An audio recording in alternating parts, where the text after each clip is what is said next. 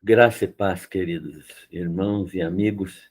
Estamos iniciando mais um estudo bíblico sobre a carta do apóstolo João. Hoje nós vamos estudar no capítulo 4 da primeira carta do apóstolo João, os versículos 7 até o versículo 21. E nós vamos fazer a leitura agora e depois nós vamos meditar naquilo que está escrito nessa palavra. Nós queremos agradecer a Deus essa oportunidade de estarmos juntamente com os irmãos, ainda que virtualmente, mas sabendo que todos que participam têm o mesmo objetivo de glorificar o nome do Senhor. Vamos, então, ler o texto, 1 João 4, dos versículos 7 em diante. Amados, amemo-nos uns aos outros, porque o amor procede de Deus e todo aquele que ama é nascido de Deus e conhece a Deus. Aquele que não ama não conhece a Deus, pois Deus é amor. Nisto se manifestou o amor de Deus em nós, em haver Deus a enviado o seu Filho unigênito ao mundo para vivermos por meio dele.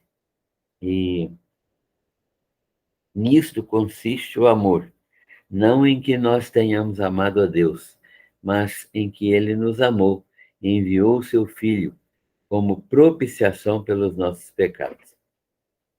E aqueles amados, se Deus de tal maneira nos amou, devemos nós também amar uns aos outros. Ninguém jamais viu a Deus. Se amarmos uns aos outros, Deus permanece em nós e o seu amor é em nós aperfeiçoado. Nisto conhecemos que permanecemos nele, e ele em nós, em que nos deu do seu Espírito. E nós temos visto e testemunhamos que o Pai enviou o seu Filho como Salvador do mundo. Aquele que confessar que Jesus é o Filho de Deus, Deus permanece nele e ele em Deus. E nós conhecemos e cremos no amor que Deus tem por nós. Deus é amor, e aquele que permanece no amor permanece em Deus, e Deus nele. Nisto é em nós aperfeiçoado o amor, para que no dia do juízo mantenhamos confiança, pois segundo ele é, também nós somos neste mundo. No amor não existe medo. Antes, o perfeito amor lança fora o medo. Ora, o medo produz tormento. Logo, aquele que teme não é aperfeiçoado no amor. Nós amamos porque ele nos amou primeiro. Se alguém disser amo a Deus e odiar a seu irmão, é mentiroso, pois aquele que não ama seu irmão a quem vê, não pode amar a Deus a quem não vê. Ora, temos da parte dele este mandamento, que aquele que ama a Deus, ame também a seu irmão. Amém. Essa palavra é a palavra de Deus em 1 João 4, de 7 até 21. Oremos. Pai, nós te agradecemos pela oportunidade de estudarmos a tua palavra mais uma vez. Agradecemos pela manifestação do teu Santo Espírito por meio desta palavra, enchendo o nosso coração da graça, do conhecimento do Senhor, do temor que nós devemos ao Senhor e levando-nos à obediência à tua palavra. Nós te agradecemos pelas pessoas que participam e rogamos que o Senhor esteja abençoando a vida de cada um. Perdoa os nossos pecados e falhas, porque nós oramos ao Senhor em nome do Senhor Jesus Cristo. Amém. Irmãos, então, nós estamos diante de mais um texto do apóstolo João, nas suas cartas. E esta carta do apóstolo João tem um objetivo de demonstrar que a encarnação do Verbo, que é Jesus, é uma realidade tanto espiritual quanto física, e que ela é uma manifestação de amor do Deus eterno. O fato de Deus ter mandado Jesus Cristo, enviado Jesus Cristo a este mundo, é uma ocorrência maravilhosa, planejada eternamente por Deus e uma ocorrência que veio para trazer para nós a manifestação visível, a manifestação que nós podemos sentir do amor de Deus, do seu amor eterno. E essa carta demonstra também que aqueles que negam a encarnação, e há muitas pessoas que negam a encarnação do Senhor Jesus, eles estão sob a ação do espírito do anticristo. Nós já falamos sobre isso, dizendo que o anticristo é uma pessoa que vai se manifestar como a própria encarnação de Satanás no final da história, né? Imediatamente antes da segunda vinda de Jesus, esse anticristo vai se manifestar para estar absolutamente contra todos os que esperam Jesus Cristo e aguardam a sua vinda. Esse anticristo estará dominando o mundo todo conforme o ensino da palavra. Mas há muitas pessoas no mundo que agem debaixo da orientação desse anticristo, animadas por esse anticristo, né? Recebendo energia espiritual deste anticristo. Isso começou a existir desde o tempo do apóstolo João. Ele falou que, na sua carta, e nós já mencionamos isso, que muitos anticristos já estavam no mundo, e, portanto, esses anticristos estavam manifestando-se no espírito do anticristo. Mas aqueles que confessam que Jesus Cristo é o Deus encarnado, receberam e permanecem com a unção de Deus. Então, aqueles que negam a vinda de Jesus estão sob a ação do espírito do anticristo. Mas aqueles que negam isso e afirmam que Jesus Cristo é o Deus encarnado, eles receberam e permanecem com a unção do Espírito Santo. Ou seja, todos os crentes em Jesus Cristo têm o Espírito Santo. Eles receberam o Espírito Santo em si, está dentro deles, e são ungidos por esse Espírito. Todo crente é ungido já por Deus e não precisa de nova unção, porque o Espírito Santo está dentro dele e o Espírito Santo é maior do que qualquer outra unção que possa aparecer. Então, essa unção do Espírito Santo é uma unção que todos os crentes em Jesus Cristo receberam e permanecem com ela. João ainda diz que estas pessoas vivem na prática da justiça, ou seja, todos aqueles que receberam a unção do Espírito Santo, e eles são os servos de Deus, né, deste mundo, eles estão cheios do Espírito Santo e eles receberam a mesma natureza de Jesus. João fala isso de uma maneira categórica. Ele demonstra que todos aqueles que receberam a unção, quando creram, eles estão apresentando ao mundo a mesma ação de Jesus, porque eles têm a mesma natureza de Jesus, não natureza divina, porque só Jesus é quem tem natureza divina, não é? Mas todos os outros que recebem o Espírito Santo passam a ter a natureza de Jesus, o homem perfeito, não é? O homem que nunca pecou e que tem a vida de Deus em si.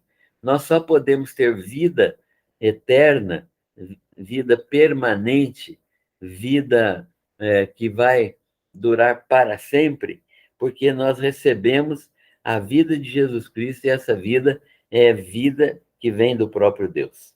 Então, essas pessoas vivem na prática da justiça porque receberam a mesma natureza de Jesus e, como filhos de Deus, que foram tornados por receberem a natureza de Jesus, eles praticam as obras de Deus.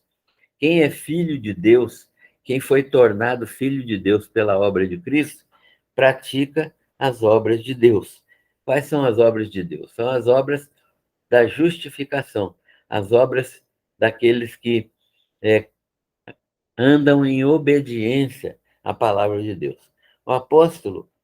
Para o apóstolo João, aquele que vive na prática do pecado procede do diabo, ou seja, ele não apresenta mudança nem transformação, porque ele vive na prática do pecado. Todas as suas ações são pecaminosas e ele procede então do diabo, porque o diabo vive pecando e ele peca desde o princípio. Então, o apóstolo João está dizendo que as pessoas que vivem no pecado têm a mesma natureza de Satanás. E ele passa agora a ensinar sobre o amor fraternal. João está agora preocupado em demonstrar como o amor fraternal é uma característica identificadora do verdadeiro cristão. Como que isso se manifesta? Primeiro, por obediência ao princípio, ao mandamento, né? Esse princípio é o mandamento que nos foi dado. O que foi a mensagem de Jesus? Basicamente, a mensagem de Jesus foi essa: que nos amemos uns aos outros como ele nos amou. Então, Jesus disse aos seus discípulos: um novo mandamento vos dou, que vos ameis uns aos outros, assim como eu vos amei. Segundo aspecto é porque desse verdadeiro cristianismo é porque amar os irmãos é uma evidência que passamos da morte para a vida. Ou seja, sem vida de Cristo em nós, nós não somos capazes de amar os nossos irmãos. Nós nem temos irmãos se não temos vida de Cristo em nós. Mas nos odiamos uns aos outros, né? Temos verdadeiro egoísmo, e o egoísmo puxa para si, né? Nós não aprendemos a amar os outros, mas aprendemos a amar a nós mesmos, de um tipo de amor que nem é um amor verdadeiro, porque o egoísmo não é um verdadeiro amor, né? O egoísmo é uma idolatria de si mesmo. Para que, então, por que amar os irmãos é uma evidência do cristianismo? Porque João diz que quem ama passou da morte para a vida, ou seja, passou de perdido nos pecados para aquele que tem vida eterna, que tem os pecados perdoados e lavados no sangue de Jesus.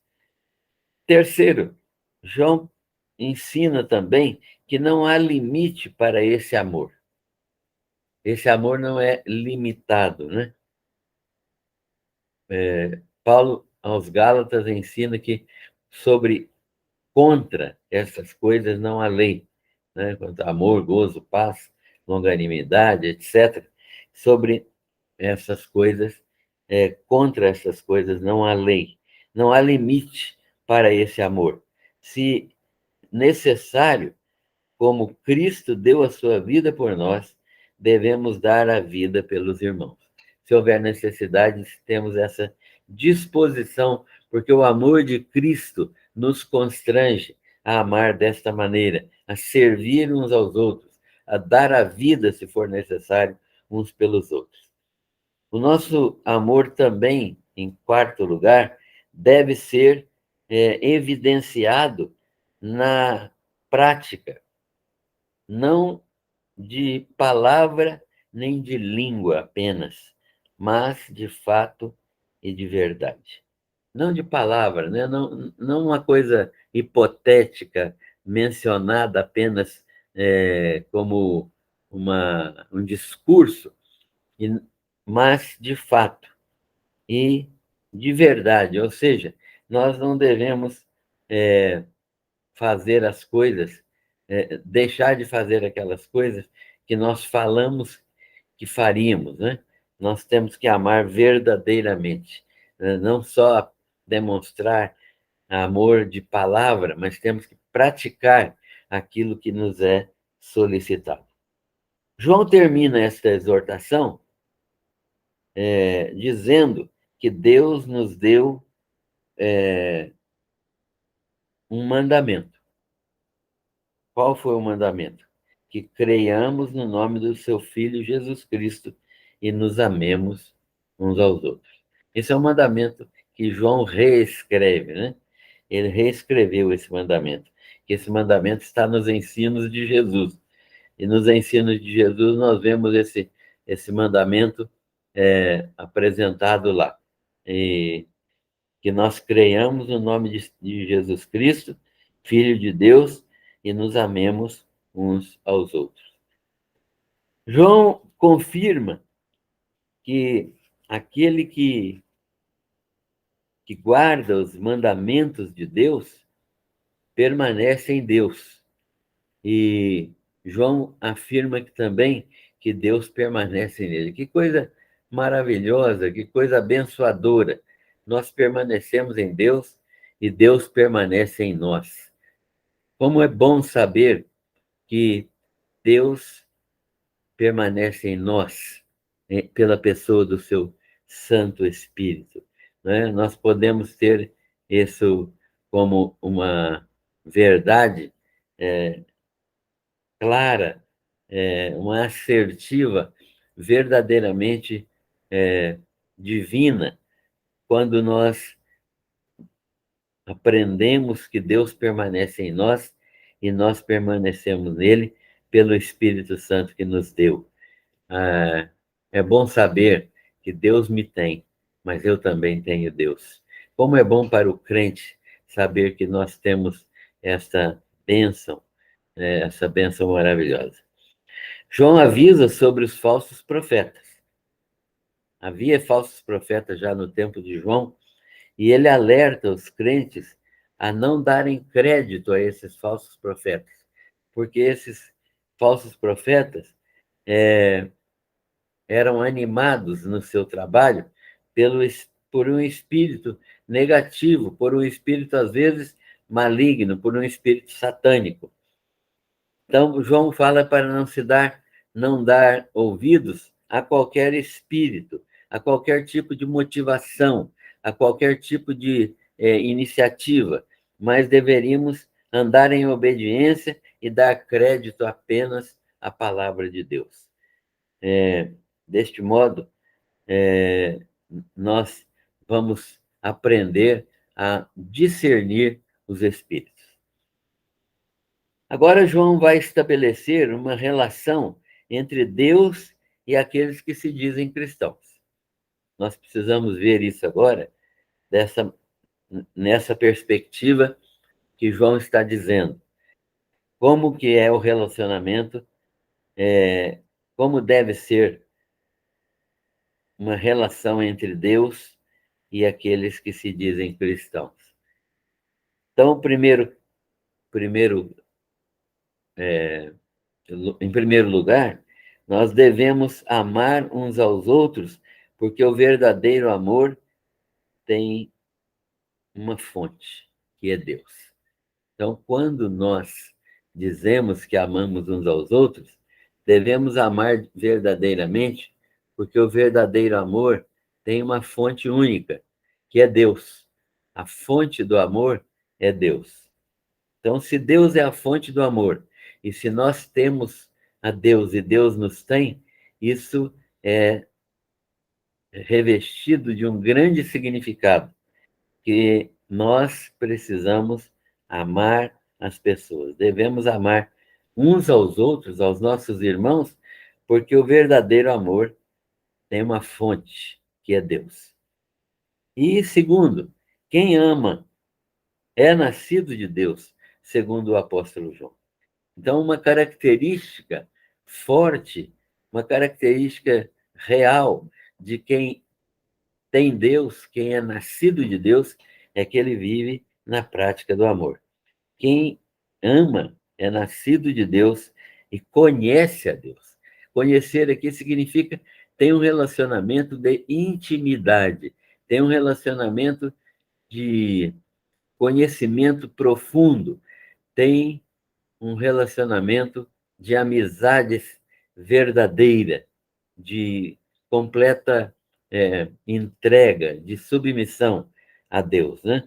Então, quem ama é nascido de Deus e conhece a Deus. E quem não conhece a Deus, isto é, quem não tem um relacionamento com Ele de intimidade, não é capaz de amar. Então, muitas vezes, nós vemos que há pessoas que têm dificuldade para manifestar amor. É porque elas ainda não conhecem o amor ágape, o amor de Deus, o amor que se dá, o amor doação, o amor sacrificial. As pessoas ainda não conhecem verdadeiramente esse amor, porque não conhecem perfeitamente a Deus. Quem ama, conhece a Deus e não é capaz. E quem não ama, não conhece a Deus. E quem não conhece a Deus, não é capaz de amar com amor ágape. Terceira característica do amor de Deus. Primeiro, entre essa característica do amor de Deus, nós encontramos que ele nos amou antes de nós o amarmos. Deus nos amou primeiro, né? Ele nos amou antes da fundação do mundo. Nós éramos amados de Deus já nessa circunstância. Os eleitos foram amados por Deus antes da fundação do mundo. E a prova disso é que ele enviou o seu filho ao mundo. E essa prova é uma prova cabal, completa. Ele nos enviou o seu filho como propiciação pelos nossos pecados. Ou seja, Deus limpou-nos de todos os pecados para que nós gozássemos aquela posição de filhos que ele escolheu antes que o mundo existisse. É por isso que o Cordeiro foi morto antes da fundação do mundo, porque ele é o único meio de Deus ter esses filhos amados que entraram no pecado. O único meio que Deus tinha de tê-los de volta como filhos amados, que ele amou desde a eternidade, era por alguém que tornasse propícia aos perdidos, aos pecadores, a justiça de Deus.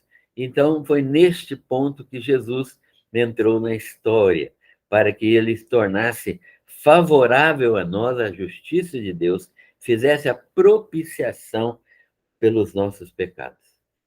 E nós só podemos amá-lo porque ele nos amou primeiro. Ou seja, ele é a origem do amor e é dele que nós recebemos o amor. É por isso que João fala, sem explicações para este amor verdadeiro, João diz, Deus amou o mundo de tal maneira. Esse de tal maneira significa algo que é inefável, que não tem jeito de descrever. Então, João está explicando isso dessa maneira.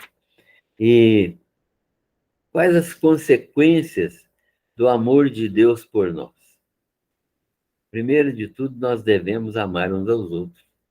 Essa consequência do amor de Deus por nós, além de nos salvar, nos redimir, é também que nós devemos amar uns aos outros. Também devemos entender que ele permanece em nós e nós nele. Somos de Deus e Deus é nosso. É maravilhoso isso, quando nós cremos que nós somos de Deus, assim como ele é nosso também. Como isso acontece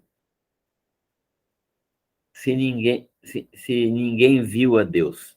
Como é que isso pode acontecer? Né? João está argumentando aqui. Ninguém viu a Deus. Como é que isso pode acontecer? Pelo Espírito Santo que nos foi dado. Então, nós recebemos o Espírito Santo. Paulo aos Romanos diz que o Espírito Santo testifica com o nosso espírito que nós somos filhos de Deus. O amor é derramado em nossos corações. E nós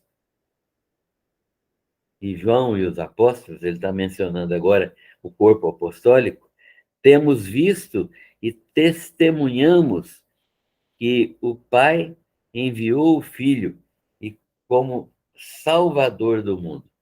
Então, João está falando, contrariando aqueles que negavam a vinda de Jesus em carne, ele está dizendo que nós vimos. Quem nós? Nós aqui, ele e os demais apóstolos. Tememos a Deus porque temos visto e testemunhamos que o Pai enviou o Filho como Salvador do mundo. Ele começa a sua carta dizendo exatamente isso. O que nossos olhos viram, nossos ouvidos ouviram, nossas mãos tocaram, né, da palavra da vida. Então, ele está dizendo isso, que como pode acontecer que ninguém viu a Deus, como é que essas coisas podem acontecer, já que ninguém viu a Deus? Mas é que nós temos o Espírito Santo derramado nos nossos corações. E os apóstolos tiveram a oportunidade de ver e conviver com Jesus, que, aliás, é uma característica distintiva dos verdadeiros apóstolos, né? Conviveram com Jesus, né? Não há apóstolos, no sentido dos apóstolos originais de Cristo, não há nenhum apóstolo mais que tenha a mesma vivência, a mesma experiência, a mesma autoridade que Jesus concedeu aos apóstolos. E nós, João e os apóstolos, né, temos visto e testemunhamos. Então, João afirma categoricamente que eles per, perceberam não apenas a figura de Jesus como um homem qualquer, mas eles entenderam que ele era verdadeiramente o Filho de Deus. Confessar que Jesus Cristo é o Filho de Deus é uma consequência também de conhecermos o amor de Deus. Confessamos que Jesus Cristo é o Filho de Deus. Crer que ele é o Senhor e Salvador é garantia, é sinal confirmatório, certeza definitiva de que Deus permanece na pessoa que confessa, né? No cristão que confessa Jesus e que ele permanece em Deus. Quem confessa Jesus tem essa certeza de que verdadeiramente Deus está nele e ele em Deus, e que Jesus Cristo é o Filho de Deus. É uma garantia, um sinal confirmatório, uma certeza definitiva de que Deus está no crente e o crente permanece em Deus. O apóstolo João vai trazer neste texto uma visão prática de alguns aspectos importantes. Ele declara, mais uma vez, reforçando o ensino que ele já vem trazendo. Nós, os apóstolos, conhecemos e cremos no amor de Deus. A origem das ações graciosas de Deus é o seu amor. É o amor de Deus que permite que ele haja com graça e com misericórdia. Nós conhecemos e cremos no amor de Deus. Esse é o apóstolo João falando dele e dos outros apóstolos. Deus é amor, segundo o apóstolo João. E os que permanecem na prática do amor, Deus e os irmãos em Cristo, que permanecem na prática, permanecem em Deus e Deus neles. Então, o modo como nós temos de viver na prática do amor de Deus é vivermos permanecendo na palavra. A prática do amor é aquela prática daqueles que permanecem em Deus, permanecem na obediência à palavra. que é a prática do amor para João? É interessante notar que para João, o amor não nos exime da avaliação de Deus. O amor não nos exime da avaliação de Deus. Mas, se nós vivemos em amor, somos aperfeiçoados, somos santificados, e a nossa esperança não traz confusão ou medo. Quem, quem vive nesta prática do amor, quem vive em amor, está vivendo como Jesus Cristo viveu. O que é a prática do amor, então? É viver como Jesus Cristo viveu. É amar as pessoas, é servir as pessoas, é até morrer pelas pessoas. Essa é a prática do amor que João nos ensina. O amor não nos exime da avaliação de Deus, ou seja, há um espírito que demonstra a nós quando nós pecamos, quando nós não amamos, o Espírito Santo de Deus que está em nós. Porque Deus deseja que na prática do amor nós sejamos aperfeiçoados, santificados. Esse é um dos efeitos do amor na nossa vida. Quem confessa amar a Deus é alguém que não pode odiar o seu irmão, porque quem confessa amar a Deus e odeia a seu irmão é mentiroso. João afirma isso claramente. Deus mandou que nós amássemos aos nossos irmãos.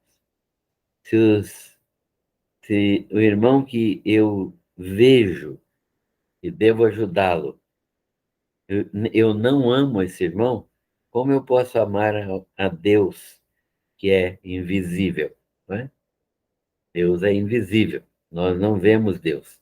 Apesar de alguns cânticos que nós temos por aí, de algumas doutrinas que dizem querer ver Deus ou que já viram Deus, a Bíblia diz que Deus é invisível.